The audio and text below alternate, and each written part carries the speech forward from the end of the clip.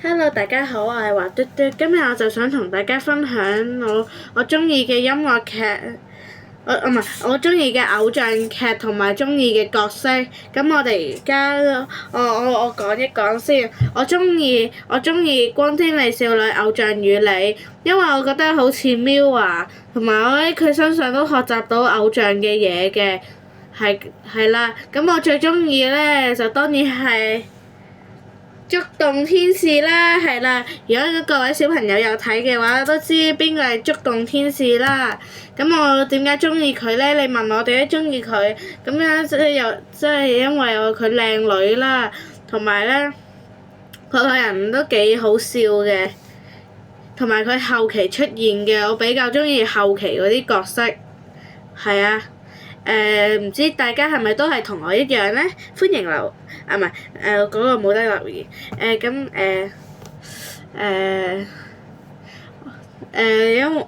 同埋佢唱歌好聽啦，係啦，佢唱歌好聽。但係咧，如果你問我中唔中意角色嘅話咧，我就比較我都幾中意角色嘅，因為我覺得佢個人似 Jeremy， 因為佢都幾中意唱歌嘅，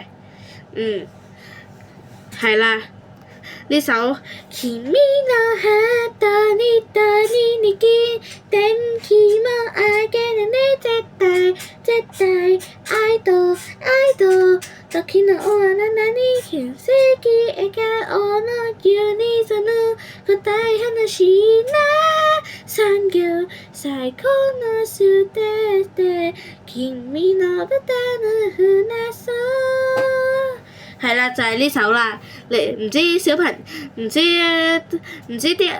哋外友識唔識咧？啲小朋友唔知小朋友同埋外友識唔識咧？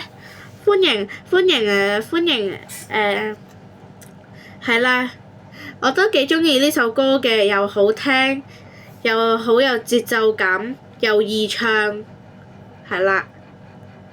同埋咧雖然我覺得通常角色真係第一個出現嘅就冇咁靚女，唔知點解，係咯，我都想知啊其實，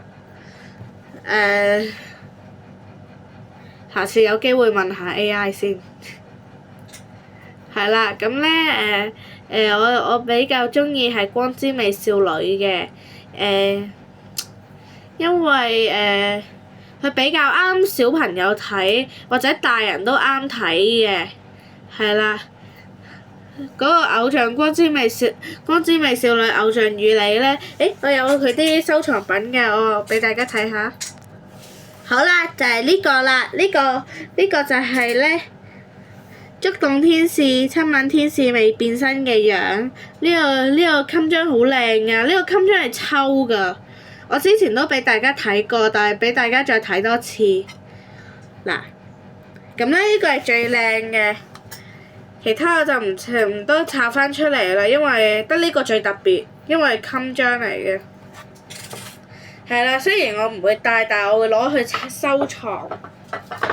係啦，唔知大家又中意咩偶像劇咧？歡迎大家同我分享啊！拜拜。